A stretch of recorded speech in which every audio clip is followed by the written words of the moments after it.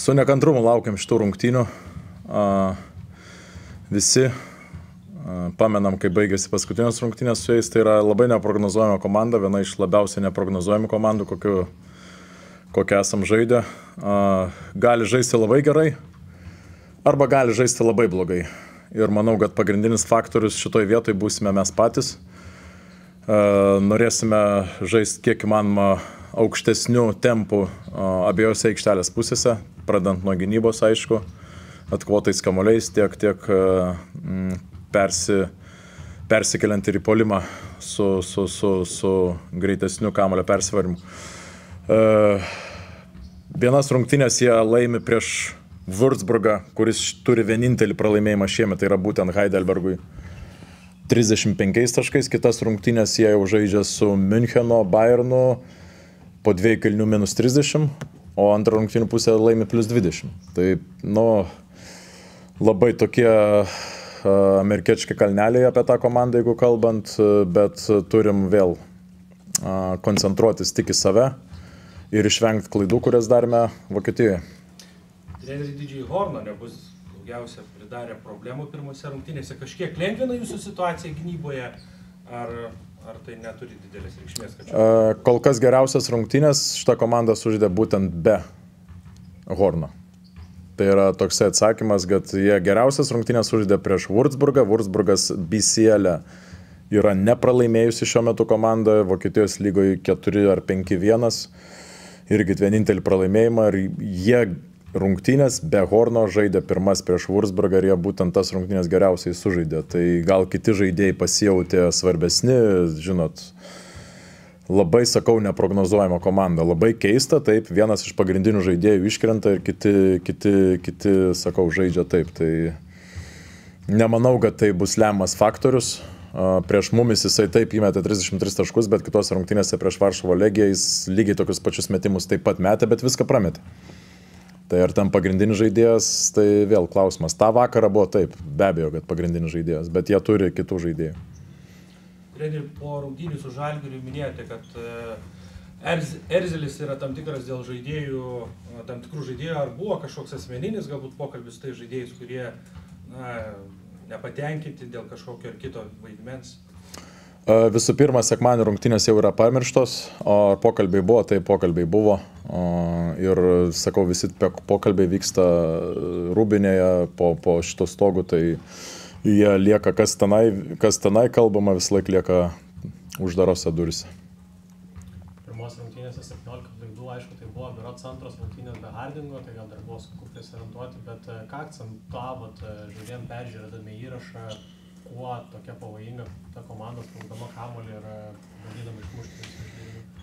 Tuose rungtynėse mes žaidėm tik su 3 gynėjais ir mums buvo sunku įeiti derinį, bet sunku įeiti derinį buvo dėl to, kad mes visų pirma patys neapsigynėm, o jeigu ir apsigynėm, neatsikovom kamuolių, tai yra labai sunku žaisti aukšto tempo krepšinį, kai tu nepadarai gynybinių reikalų. Ir labai buvom lėti su sprendimais, labai lėtai įeidinėjom į derinius ir jie daug kur rizikavo, daug kur tų aktyvių rankų buvo ir labai sunku mums buvo įeiti į tą kiekvieną mūsų derinį, ko šitose rungtynėse ir tos rungtynėse mes privalom išvengti. Ar visi žaidėjai pasiruošę treniruotę? Taip, dabar treniruotę turėsim, tai prieš treniruotę statusas visų žaidėjų yra sveiki. Po pirmų rungtynių akcentavot aukštaūgį neįtraukimą, buvo mažai metimų iš priekinės linijos žaidėjų. Pažiūrėjau, kad bent jau Artūras Gudaitis nuo tų rungtynių meta po daugiau nei 6 dvitaškius, po 10 baudų metimų. Dabar, palyginus su to, kas buvo prieš 2-3 savaitės, esat patenkintas to, kaip kamuolys įeina į baudos aikštelę ir aukštaūgį yra įtraukiami žaidėjai? Aplamai mūsų žaidėjai bus geriau įtraukiami kiekvienas, bet tam reikia laiko. Ir manau, kad tos rungtynės Heidelberg išvis buvo pačios prasčiausios šio sezono, tai tikrai, jeigu ne kelių pastarųjų sezonų, tai tikrai prastai žaidėm ir nuo tų rungtynių tikrai reikėjo atsispirti. Norėtųsi, aišku, greitesniais žingsniais, bet lėtais žingsniais kažkiek judam, tikiu, judam gerėjančią linkme. Čia jau trečias rungtynės rungtynės jums Čempionų lygoje šitoje arenoje, taip pat pradėjote žaisti LKL rungtynės. Ar padeda, kad taip po truputį atrodo apsiprantat vienoje vietoje žaisti namų rungtynių? Pasimatys turbūt rungtynių rezultatais, ar padeda. Manau, kad nemaišo, o ar padeda, aš labai tikiu, nes vis tiek žinau, kad fanai bus vėl rytoj užsivedę, tai visą laiką mums padeda namų arena. O ar čia žaidžiam, ar mažesnėje arenoje, tai kol kas didelio skirtumo nematau, bet tikėk mes jį pajaus su didesnė fanų auditorija. Šiais metais trenerių turit Simoną Lukošį, kuris sugrįžo iš universiteto, turit Jordaną Walkerį, kuris žaidžia antrą sezoną Europoje, turit Džekų Vailį, kuris keliautojas, sakykime, yra po krepšinio šalis. Jums pačiam kaip treneriui šitą kažkokia specifika treniravimo, pats sakėt, kad Jordanas Walkeris, jam čia labai didelė mokykla, kažkokia išskirtinė šita yra grupė vaikinų jums pačiam treniravimo prasme?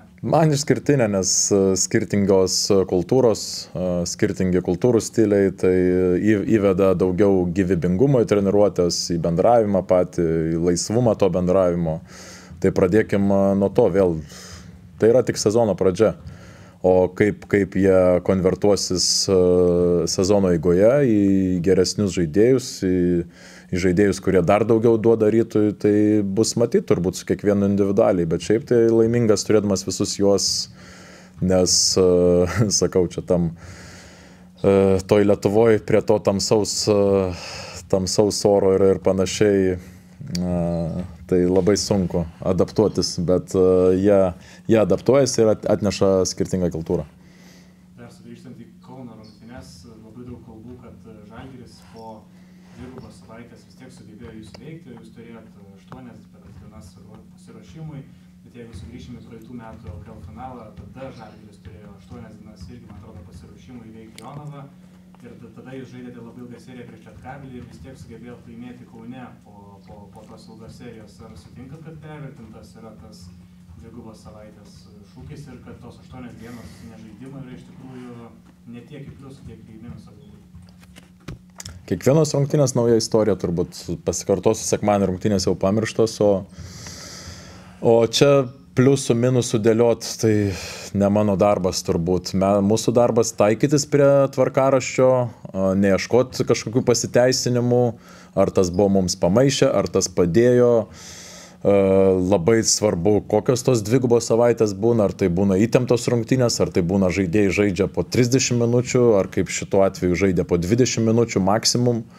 O mes tai sakau, mes galim labai lengvai išsimušti per tas 8 dienas, prigalvoja per daug, prigrūdę taktinių įvairovių visokių, kur žaidėjas pasimeta tose labirintuose.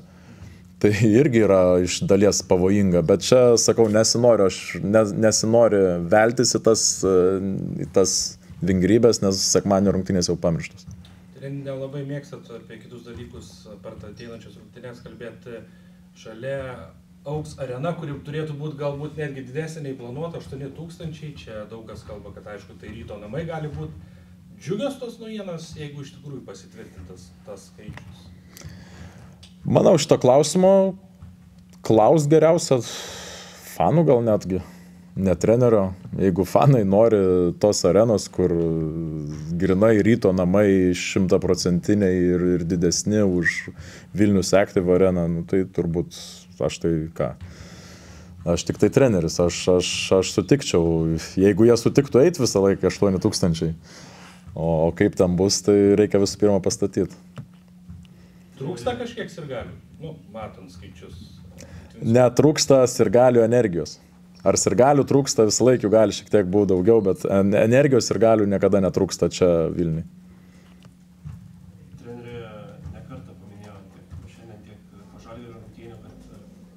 Žaidėjus energijai aikštelėje reikia laiko.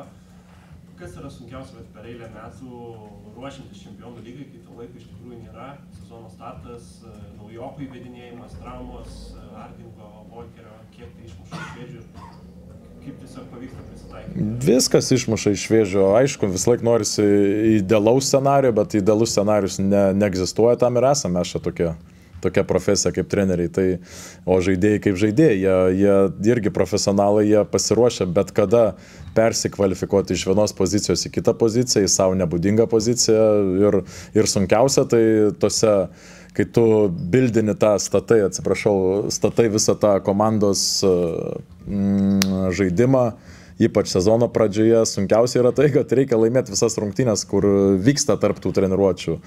Ir reikia ir tom rungtynėm specifiškai pasiruošti. Tai kartais iš kitos pusės ir džiaugiamės, kad turim tą laisvesnę savaitę nuo Čempionų lygos, kad galim kažkokiam, kaip pasakyti, kažkokiam elementui, kažkokiam žaidiminiam elementui skirti dėmesio ir jį paruošti. Nes sakau, kol kas, ypač šnekant apie puolimą, mes toli gražu nuo to krepšinio, kurį mes norėtume žaisti šį sezoną, tokį, sakyčiau, įvairią pusiškesnį, išnaudojant daugiau žaidėjų, bet sakau, čia mes turint omeny, kokį turėjom prieš sezonį, realiai sportavom su antra komanda.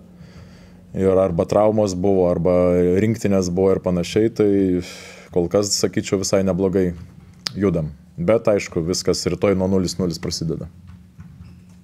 Treneris Artūras Gudaitis atvirom kortom sako, kad jeigu gautų pasiūlymą iš Eurolygos, tai tikrai jį pasvarstytų, ar kažkiek jums jausmų sukelia toks Gudaičio pasakymas, kažkiek neramina, matant jo formą. Tai jis paprasčiausiai turi atvirą kontraktą, tai jis aišku taip sakys. Mums jisai sako, kad viskas jam gerai, labai gerą turim ryšį su Artūru ir jisai sako tiesiai šviesiai, kad jam viskas čia tinka, patinka ir nori likti, o kai atviras tas kontraktas yra, tai kiekvienas žaidėjas taip pat vertins, sakys, ateis kažkoks superinis, wow pasiūlymas, kodėl jo nesvarstyti. Toks yra kontraktas ir tiek žinių, bet šiai dienai jokių indikacijų mes tokių neturim.